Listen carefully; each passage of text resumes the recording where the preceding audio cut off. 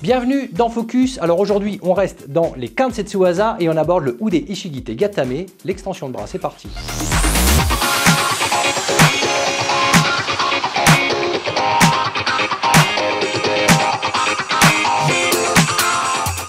Les clés, c'est sympa, c'est exotique, ça enrichit une pratique. Par contre, il ne faut pas faire n'importe quoi. Les Kansetsu Waza sont quand même des listes de clés codifiées par le Kodokan. C'est officiel, c'est très sérieux. Donc, on ne va pas faire n'importe quoi avec ce Ude Ishigite Gatame, communément appelé Ude Gatame, extension de bras. Qu'est-ce qu'une extension? Il suffit simplement d'essayer de plier le bras du côté où il ne plie pas. Et pour ça, j'ai besoin d'une base et d'un levier. Et évidemment, d'un partenaire qui me prête son bras.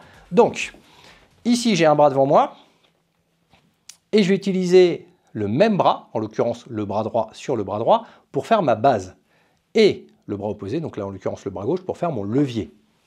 Ici, le levier extérieur vient pousser le coude ou la partie bras et ma base vient pousser le poignet ou en tout cas bloquer ou l'avant-bras. Ici. Et si c'est l'autre bras, c'est l'inverse. Bras gauche sur bras gauche pour la base, bras droit pour le levier et je suis en inversion. Donc, pour ce premier exercice, vous pouvez simplement demander à votre partenaire de placer un bras puis l'autre pour vous entraîner simplement à avoir le bon côté de la base et le bon côté du levier. Par exemple, ça, 2, 3, 4, 5, 6. Et travailler en alternance pour ne pas avoir un côté mécanique.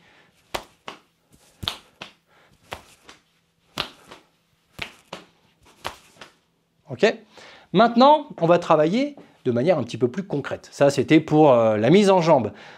On a parlé un petit peu précédemment dans certains focus de l'acuité au maniement, c'est-à-dire la possibilité d'utiliser les principes proprioceptifs pour travailler sa kinesthésie, donc la compréhension des déplacements de son corps pour pouvoir justement travailler sur le bras. Alors, recule un tout petit peu. Ici, le but, c'est de pouvoir placer mon bras au bon endroit. Et pour ça, j'ai toujours besoin de cette mobilité, de ces informations. Plus je vais caresser le bras et la peau, plus je vais bouger sur la peau de mon partenaire et plus justement mes canaux récepteurs vont me donner des informations. Et comme ça, je suis sûr que je suis bien sur le coude. Imaginons que la personne me fasse un coup de poing de type vraiment martial budo avec le coude beaucoup plus vers le bas, ici. Si le coude est vers le bas, si moi j'essaie de faire ma clé, le bras il va plier du mauvais côté. Enfin, du bon côté pour le bras, mais du mauvais côté pour ma clé. Donc, c'est très important pour moi de sentir où est le coude, même si je ne regarde pas, pour être sûr de pouvoir rattraper. Si le coude est un peu vers le bas, il faut que je lève légèrement pour pouvoir replacer mon extension. Car à terme, bien évidemment, il faut que ma poussée, ma clé, le bras qui vient faire son levier, amène ici le corps en extension pour avoir le bras en extension. Et pour pouvoir travailler ensuite. Là, ici, je n'ai pas saisi, c'est uniquement pour travailler le positionnement, la posturologie. Donc, ce que vous pouvez faire, c'est sur une saisie croisée, simplement avancer, comme si j'allais armer, et placer, vous voyez, je glisse et je place ici juste avant le coude, et je descends. Et sur l'autre main, la même chose, je viens enrouler. Donc l'idée, en fait, sur une saisie croisée, c'est d'avoir la paume qui remonte au niveau de votre épaule pour pouvoir simplement exposer le coude du partenaire. Et cette main, plutôt que d'aller au pif taper, cette main vient accompagner en fait. Elle vient presque glisser et caresser, ce qui permet de travailler sur l'extension. Ça, c'est la première chose, c'est la première étape. C'est ce qui va vous permettre, on va se rapprocher un tout petit peu avec ce bras-là, de placer ici le coude dans la direction du bras qui vient faire justement son levier et de retenir maintenant un petit peu plus avec les doigts pour pouvoir à terme serrer le poing, mais juste là pour pouvoir tirer un peu et créer vraiment une base solide et ce bras là qui vient ici appliquer son levier. Ça va vous permettre petit à petit d'avoir cette dextérité, donc sur des saisies, tantôt à droite, tantôt à gauche. Juste ça, à droite, à gauche. Sans forcer en fait, c'est juste du placement corporel et de la compréhension. Une fois que j'ai acquis cette partie-là, je vais pouvoir commencer à travailler de manière un tout petit peu plus concrète. Je vais donc travailler ce Ude Ishigite Gatame dans le cadre où mon partenaire se met en garde et a l'intention de m'envoyer un jab ou par exemple de placer un Jodan-tsuki. Donc le poing vient toucher la pointe du menton, il est engagé. Mon but à moi, c'est de venir chercher le placement de ce qui ressemblerait en karaté à un sotoke pour pouvoir retourner, appliquer, faire mon extension. Donc sur une attaque, mon but c'est d'être là, de sortir de la ligne d'attaque, car si je reste dedans, le point est toujours ici à la pointe du menton. Donc je viens pivoter et je viens positionner le corps. Ici, je m'arrête juste pour la présentation pédagogique, mais évidemment, si elle m'attaque, mon but c'est de venir là. D'utiliser un petit peu plus cette fois son poids de corps et son inertie pour pouvoir travailler ça. Mais déjà de manière pédagogique, lorsque la personne vient vous attaquer, juste là, 1, encore, 2, encore. D'accord? À chaque fois, on tourne et on place.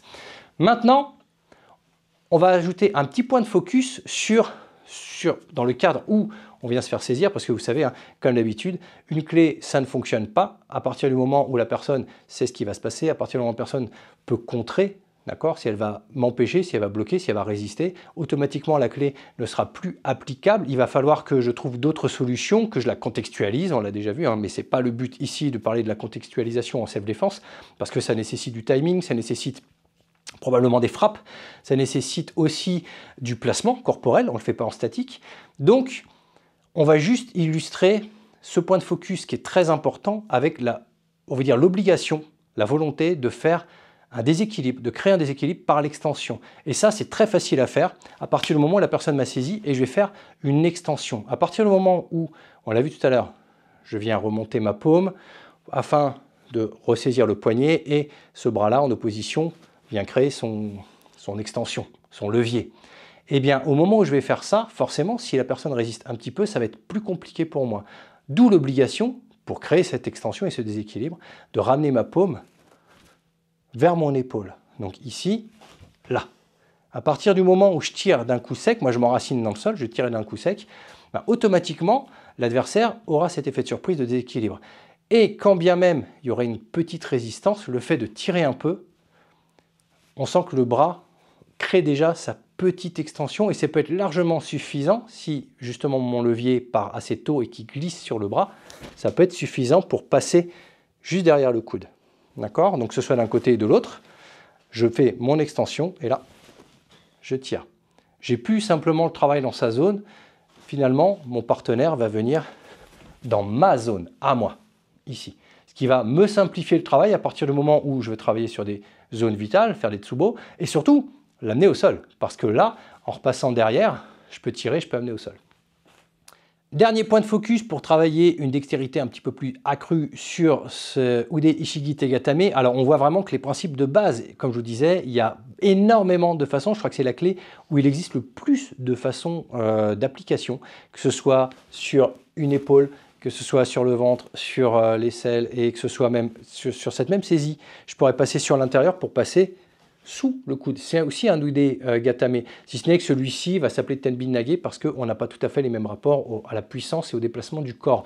Mais il existe énormément de choses, et d'ailleurs que l'on retrouve dans les katas, si c'est l'autre bras, ici, lorsque je suis là, hein, il y a beaucoup de katas qui travaillent ces rapports à l'extension de bras et au niveau du coude. Ce n'est pas que ça dans un kata, mais ça peut aussi servir à ça lorsque l'on va faire des applications. Donc là, en l'occurrence, le but étant de pousser un petit peu plus ce Ude Ishigi Tegatame en travaillant du bras direct.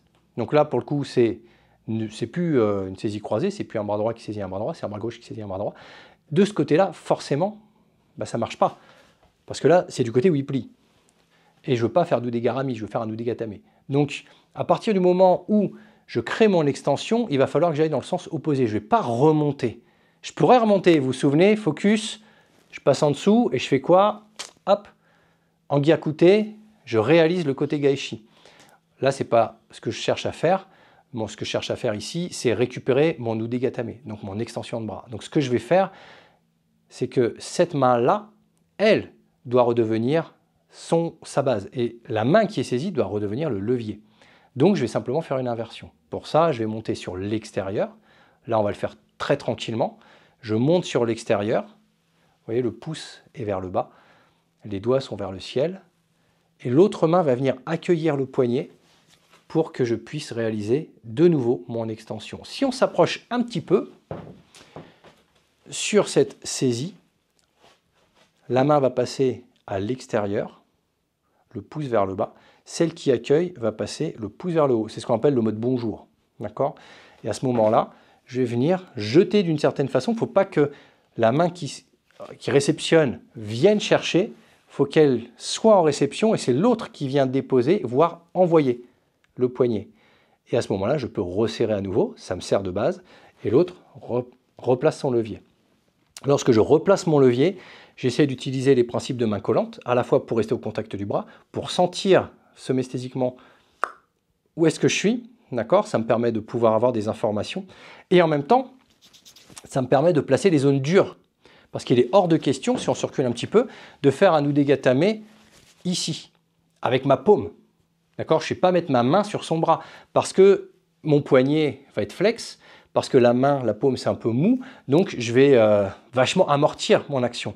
Mon but, c'est d'avoir une zone très dure, donc là, en l'occurrence, le cubitus, sur les zones dures de son corps.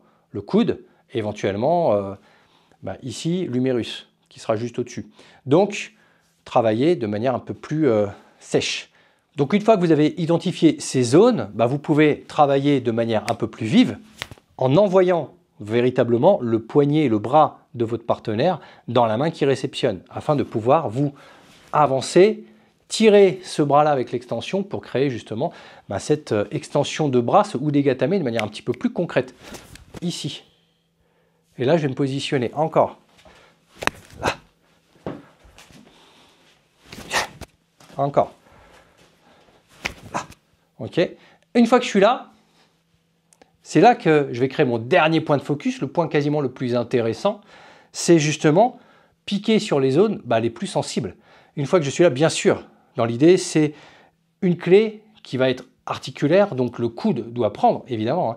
L'avant-bras, lui, va me servir à tirer, et c'est le bras et le coude qui viennent réceptionner. Par contre, sur ce bras-là, j'ai quand même un méridien qui est extrêmement intéressant en termes de Kyusho, c'est le méridien du triple réchauffeur. Et j'ai le point numéro 11 et le numéro 12 dont je peux me servir véritablement pour pouvoir créer des actions extrêmement impactantes.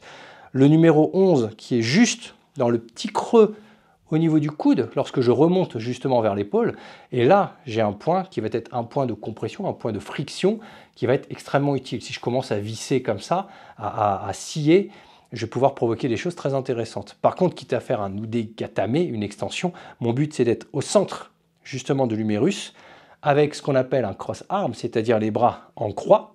Ici, regarde, si tu te redresses un petit peu, en mettant là, il faut que les bras, en fait, ils fassent véritablement une croix. Horizontale, verticale, et je suis ici. Je vais remonter un peu le poignet pour qu'il soit plus haut que l'épaule au moment de l'impact. Et là, je vais commencer à diffuser, grâce au point numéro 12 du triple réchauffeur, des ondes extrêmement puissantes, mentales, on va dire, en termes de douleur. Ça va être une douleur neurologique. Et ça va être très intéressant, à partir du moment où vous arrivez à appuyer dessus et à frapper dessus. Ici, si je dois surtout partir en direct, passer en croisé et apporter mon bras, quitte à venir faire une action de pousser vers le sol, mon but c'est de le mettre au bon endroit pour créer une douleur, une petite douleur qui est vraiment très désagréable. Même en y allant tout doucement, on se rend compte que la douleur est vraiment très très désagréable. Maintenant, deux petits points d'attention, des points de focus qui sont hyper importants parce que ce sont des erreurs que l'on voit assez régulièrement. Et les erreurs, il faut les corriger, absolument. La première chose, lorsque je suis là, lorsque je vais envoyer, c'est d'utiliser le point de faiblesse de la main. Je me rends compte que si je suis saisi, si elle serre très fort, mon but c'est d'utiliser le point de faiblesse qui est le point entre le pouce et les doigts. Donc là, si je fais ça, ça finira par lâcher. Donc si je viens tourner ici la main, de l'autre côté, j'ai mon point de faiblesse en fait. Le pouce, il ne peut plus tenir. D'accord? Et je pourrais même récupérer. Et là, pour le coup, c'est moi qui deviens, on va dire, l'attaquant, l'agresseur. Donc lorsque je viens transférer, même si celle-ci a besoin de venir chercher le poignet, je dois être sur le point de faiblesse pour pouvoir, en fait, mon but ici, c'est de faire ça. Ça va relâcher automatiquement. Deuxième chose, lorsque je suis ici, là, la main qui réceptionne, la main qui sert de levier, a l'obligation de venir serrer sur mon corps et de serrer dans le sens où le bras est coincé entre ma main et mon corps. Donc ici. Vous voyez, le bras, son poignet, son bras est entre ma main et mon buste. Même chose si c'est une saisie croisée. On va faire de l'autre côté pour pouvoir voir. là, au moment où je vais ramener à moi, son poignet est entre ma main et mon corps. C'est très important parce que justement, encore plus dans des saisies comme ça, on a souvent tendance à voir des choses comme ça. On se rapproche un peu, vous voyez, où la main, en fait, tient à l'opposé. Le problème, c'est que moins je vais être ici en faiblesse, parce que là, c'est mon point de faiblesse à moi. Si c'est mon point de faiblesse à moi, elle n'a plus qu'à tirer son bras très fort et c'est elle qui s'en va. Et sur un corps qui est en souffrance, qui veut se dégager, ça, ce ne sera pas suffisant.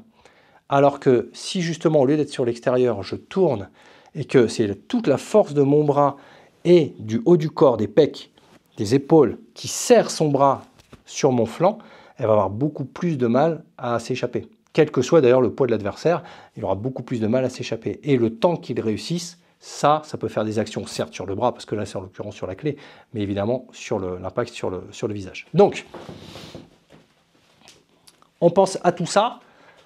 Extérieur, paume, pouce vers le bas, main en bonjour, je transfère, je viens sur le triple réchauffeur. Cette main-là est déjà en route vers son équité, vers tirer au niveau du flanc, en protégeant bien la sortie éventuelle du bras de l'adversaire qui voudrait s'échapper, et celle-ci, quitte à y aller, bam, je vais aller directement sur mon triple réchauffeur numéro 12 pour pouvoir faire ma triple frappe, par exemple, ou repartir sur la nuque. Ce sera possible, ou sur les flancs, puisqu'ils sont exposés. Okay, donc, saisie croisée, je passe derrière, je récupère, et je rentre de l'autre côté, et je rentre.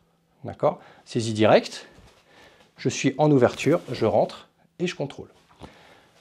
Ce sont des petits exercices relativement simples, mais vous voyez, ils correspondent à quand même énormément de paramètres. Des points de contrôle, des points d'attention, des points de focus, des points de rappel qu'on a bien remis en place sur l'utilisation des doigts, des sorties, sur le fait de faire une belle extension, sur le fait de ne pas se mettre en danger, sur le fait d'avoir une certaine vivacité d'action.